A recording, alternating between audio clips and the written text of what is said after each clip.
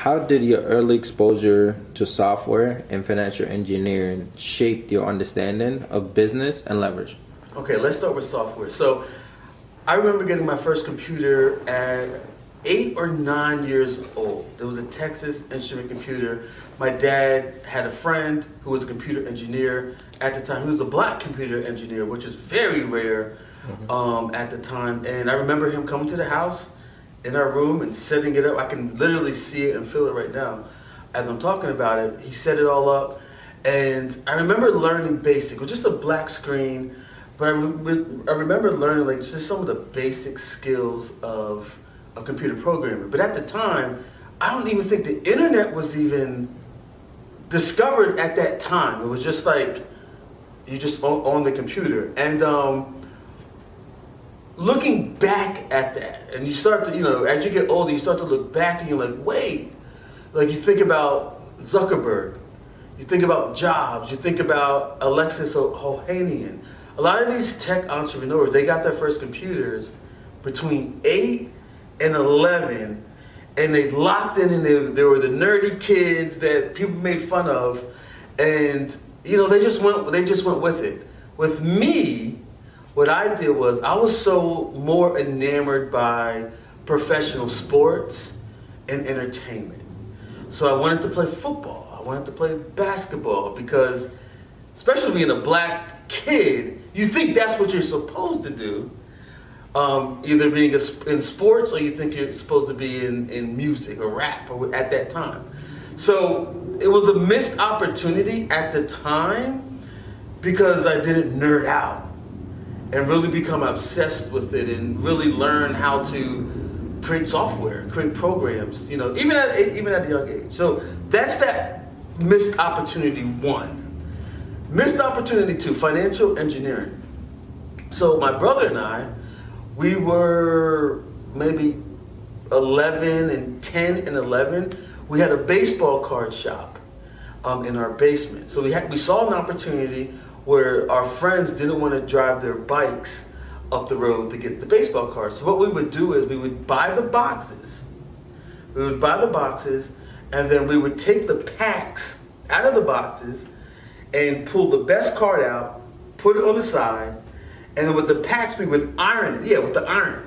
We would iron it, put the packs back in the boxes, and then we would, if they were selling the packs for $2 at the shop, we would sell it for $1.50 and undercut them, and then charge a little bit more of a premium on like the cards in the sleeves. These were the good cards. Now mind you, we're 10 and 11 and we're financially engineering an asset, which are the baseball cards. So looking back, now this is all in hindsight, putting these two things together, as I got older, I started to gravitate towards, software and private equity. Those are the two things. Like we didn't have that language back then. Now we do have that language, and as I matured in my career, I started to see like, wait, these are the things that I used to do, and no one even taught us how to do it. So those were the two missed opportunities that I'm taking advantage of right now, with the company that we're building. Can you recall a defining moment from your early career that made you realize the power of those industries like software and M&A? Yeah, so I like to think about it in two phases. So the first phase is I became a nerd of magazines. I love magazines. So I used to collect Forbes. There was a magazine called Business 2.0. This is right before like social media really blew up, but it was like really during the internet age. Any type of business magazine, and I would go to Barnes and Nobles, and I would like have stacks of them, and I would read through all of these magazines. I was like, man, I learned about all these tech companies, but I didn't know how to be a part of it. But I always knew it was there. I always knew Silicon Valley was there, but I never knew how to be a part of it. I didn't know I could be a part of it. So early in my career, it was just like my own personal research. We didn't have the internet. It wasn't like it is now to really go deep and try to understand what what was happening in the tech world. So that always whet my appetite on what was out there. So fast forward, my first real job I graduated from Temple University.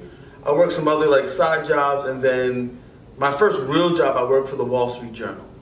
And there, reading the publication every single day, that's when I started seeing like private equity, M&A, like all of these different venture capital, like, so what started off as a seed, like being in Barnes and Nobles by myself, reading these magazines, now it matured into like, wow, like this is this is where all the players are at. Like this is a game at a whole nother level of playing the game, not just having the business. But again, I didn't know how I was going to break in. And now it's like, okay, the barrier of entry has significantly gone down. And to be able to participate at whatever level you choose, but the barrier of entry is lower. So now there's a huge opportunity. I call it not me, but it's called the silver tsunami, meaning that there's a lot of boomers, baby boomers, who are selling their businesses. They're looking to retire, they're selling their business. So we're about to undergo one of the biggest wealth transfers that we've ever experienced. And I think getting in that flow, or at minimum selling picks and axes to the people that are looking to buy these companies, is like the positioning that we're trying to take. At the Wall Street Journal, you were exposed to M&A.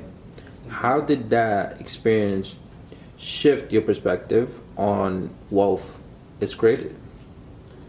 Well, the first thing, the way it shifted my perspective on wealth creation as a whole, is that there's levels to this.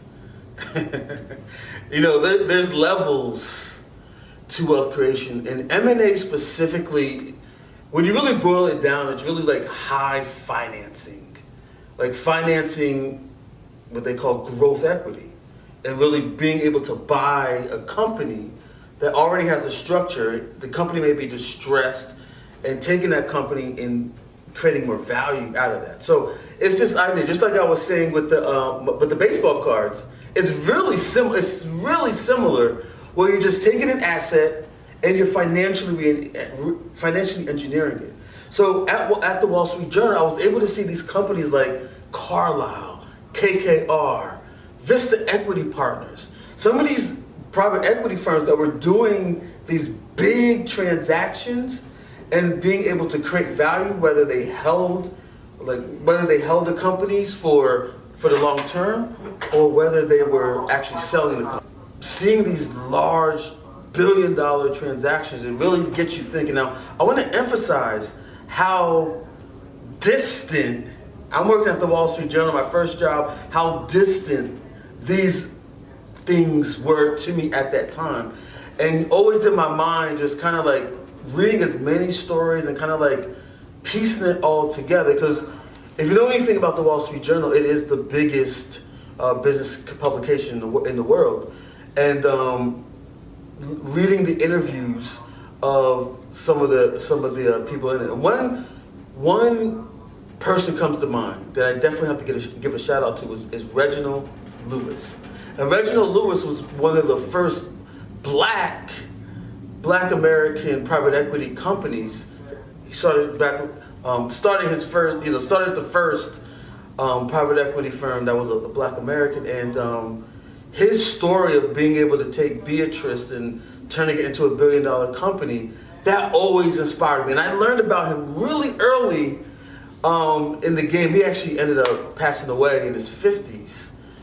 But learning about him and seeing other people that were doing it at a really high level. Another one is Robert Smith from Vista Equity Group.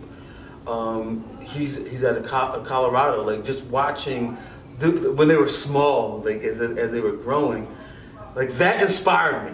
Like I said, I didn't know how I was going to get into the game, but I just knew that I wanted to play the game at some point in my career.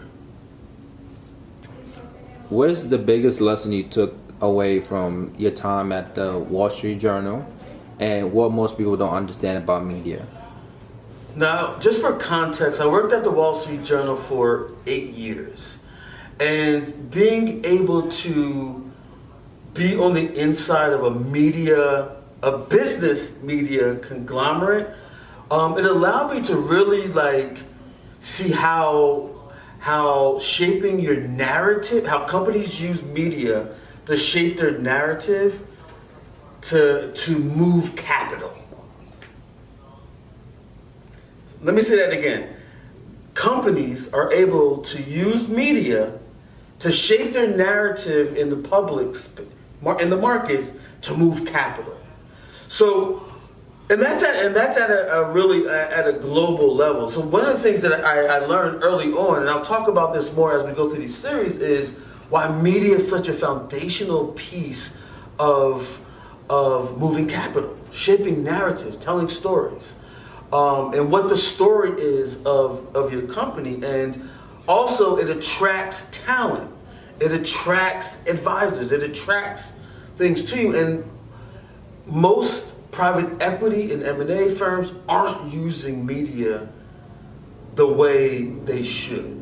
And that's like when you see in my vlog, like I want to be able to show from the ground level on how we're all now walking media companies. We're all now our own Wall Street Journal, where we can now record and document our whole process, and so we can control the narrative. So media is it's a critical point of how business needs to be done, especially with business leaders and executives.